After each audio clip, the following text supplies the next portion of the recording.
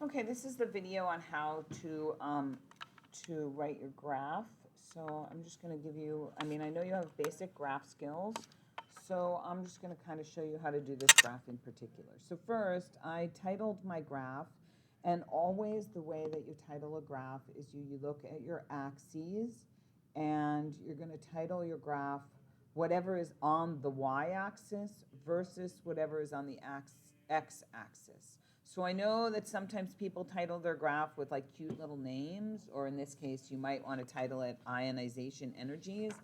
But in science, we always title our graph ionization energy with the units, which is what is on our y-axis here, versus atomic number, which I labeled mine 1 through 20, which is what is on our x-axis. So my graph is titled ionization energy kilojoules per mole times 10 minus 3 versus atomic number. And that's what yours should be titled too, y-axis versus x-axis. They should all be titled that. And that's a science thing. So if you don't do that or your friends don't do that, that's okay. But this is the proper way to title any science graph. Next, I scaled my x-axis, and now we need to scale our y-axis. And so what we're going to do is we're going to look for the lowest number that we have to use from our data. And the lowest number we have to use is 0.4. So lowest, here, I'm going to write this here, is 0.4. And highest is 14.8.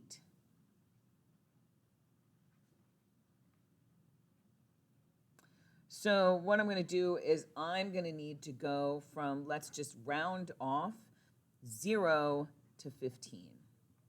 Somehow I'm going to need to get in 15, at least 15 units into my scale. So that's how you do that. When you are looking at your data, you find the lowest point, the highest point, and then you kind of round off to find how many units you need. So I need 15 units. So what I'm going to do is I'm going to count my blocks and then divide out. Okay, so what I did was I counted 30 blocks, and I counted the lines, do not count the blocks. So this is basically 1.0. So this is 0.5, right? And then 1.0. So that's how I decided to label my blocks. So this would be 2.0, 3.0, and it's best to label the lines, not the blocks, because then you can put your points right on the lines.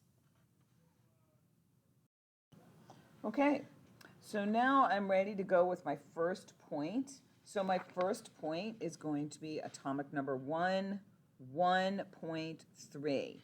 So I'm going to do first my points in pencil, and then I'm going to connect my lines. I'll do my first line in this red color. All right, and then I'll do my legend, and I'll say that my first ionization energy is in this red color. So my first point is hydrogen at 1.3. And then my second point is helium at 2.4. So 2 and 2.4. Okay. And then my next one is 3 at 0.5. So it goes way down here. And then 0.9 is 4. So really what I'm doing is I'm just graphing these points now, 0.8, 6. I'm going to graph these. Okay, so now I've plotted all of the dots for the first ionization energy. So now I'm going to use my ruler and I'm going to connect them. Notice that I'm not connecting anything to the origin because my first dot is for hydrogen, which is 1, not 0. So now I'm just going to connect all my dots like this, right? I'm just going to connect them, and the reason I'm not putting a trend line is because it's not really a trend. There's actually, this is a trend, but it's not a continuous trend. So because it's broken, I'm going to make sure that I count for even the little deviations that are going on here. This is not a point here.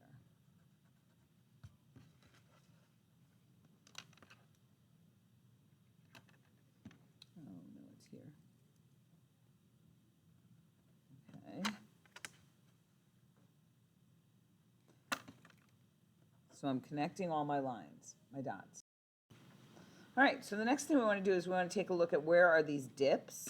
So the dips are, interestingly, from number 10, which is neon, which has a peak, right, 2p6, and then down to sodium. So again, we talked about how sodium is S1, so there's going to be a dip there because that sodium really wants to get rid of that S1 electron, but neon does not.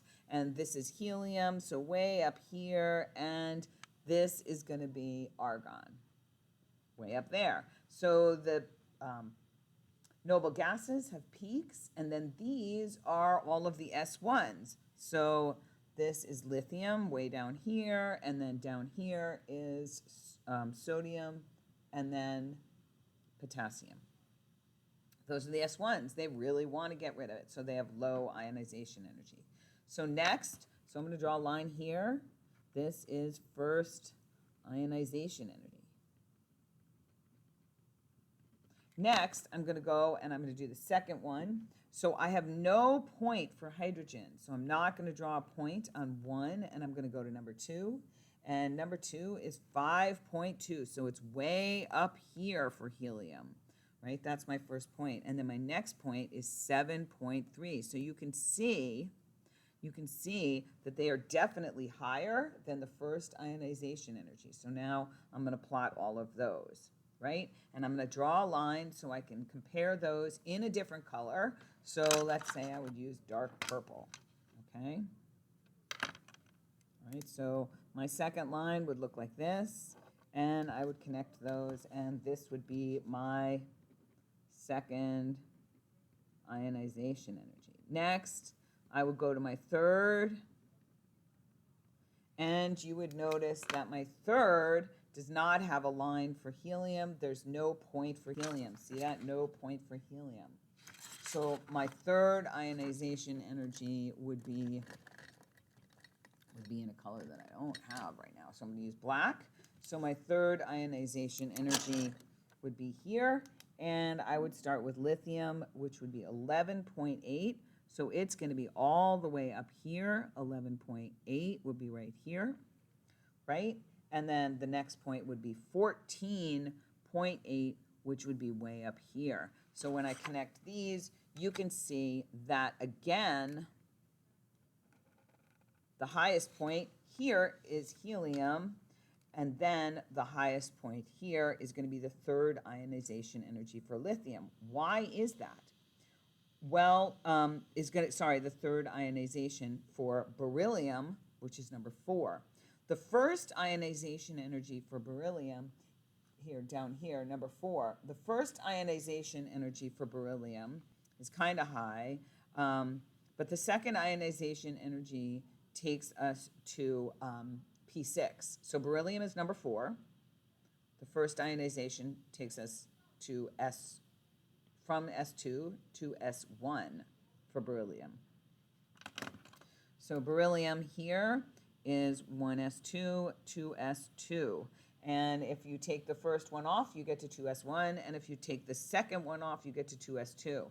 But then if you take the third one off, it's going to be super high because it takes us to P6, and then you're pulling off that P6 electron. So it's going to be very high. So that's why. And that's the answer to one of those questions. So this is going to be third ionization. All right? Right, there you go, third ionization.